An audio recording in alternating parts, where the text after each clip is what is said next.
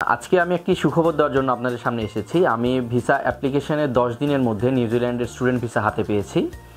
তো শিক্ষার্থী বন্ধুরা, আপনারা অনেকেই জেনে থাকবেন যে বাংলাদেশ থেকে অনেক স্টুডেন্ট বিদেশে পড়তে যায়। এই পড়তে যাওয়ার জন্য নিউজিল্যান্ড এখন একটি অন্যতম কান্ট্রি। আমি বাংলাদেশে একটি হসপিটালে কাজ করার পাশাপাশি সানজেনের সঙ্গেও যুক্ত ছিলাম। আপনারা অনেকে আমাকে এর আগে বিভিন্ন ভিডিওতে দেখে থাকবেন হয়তোবা। তো যখন আমি বাইরে যাওয়ার জন্য প্রসেস স্টার্ট করতে চাচ্ছিলাম যে বাইরে কোন কান্ট্রিতে যাওয়া যায়, কি করা যায়, তখন সানজেনে যে কাউন্সিলররা, অ্যাডমিশন টিম বা বিভিন্ন যে টিমগুলো আছে তারা আমাকে নিউজিল্যান্ড সম্পর্কে বর্ণনা করে যে নিউজিল্যান্ডে আপনার হলো এই অনেক ইউনিভার্সিটি আছে, মেডিকেলের সাবজেক্টগুলো আছে, সেখানে গেলে আমি পিআর পসিবিলিটি আছে, আবার পোস্ট স্টাডি ওয়ার্ক পারমিট আছে। সব কিছুই যখন আমার সঙ্গে মিলে যাচ্ছিল তখন তারা আমাকে সাজেশন দিল যে আপনি নিউজিল্যান্ডেই তাহলে অ্যাপ্লাই করেন। নিউজিল্যান্ডে যখন আমি অ্যাপ্লাই করলাম 7 দিনের মধ্যেই আমার অফার লেটারটা চলে আসে।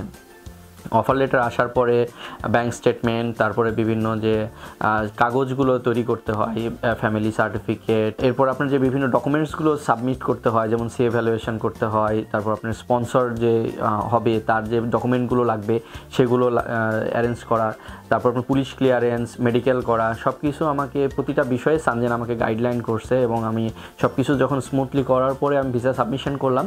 ভিসা সাবমিশনের 10 দিনের মধ্যেই আমার ভিসাটা চলে আসছে। তো আলহামদুলিল্লাহ আমি আগামীকাল ফ্লাই করব নিউজিল্যান্ডের উদ্দেশ্যে। আমার ইউনিভার্সিটির নাম হলো অকল্যান্ড ইউনিভার্সিটি অফ টেকনোলজি। এই ইউনিভার্সিটিতে আমি মাস্টার্স করার জন্য যাচ্ছি। নিউজিল্যান্ড চুজ করার পিছনে অনেকগুলো কারণ আছে। প্রথম ধরেন যে নিউজিল্যান্ডে আমার মেডিকেল রিলেটেড কোর্সগুলো পাচ্ছি এবং আপনার সেখানে আমি পোস্ট স্টাডি ওয়ার্ক পারমিট পাচ্ছি, পিআর পসিবিলিটিও থেকে যাচ্ছে সেখানে আমার। তো সব কিছু মিলে আবার নিউজিল্যান্ড ধরেন যে একটা ক্রাইম রেটের দিক থেকে অনেক লো ক্রাইম রেট সেখানে, অনেক কিছু কারণে আমি আবার লোকেশান বলেন, আবার আপনার ওয়েদার বলেন, সব কিছু মিলে আমি নিউজিল্যান্ডকে চয়েস করলাম এবং আলহামদুলিল্লাহ আমি তো ভিসা পেয়েছি এখন।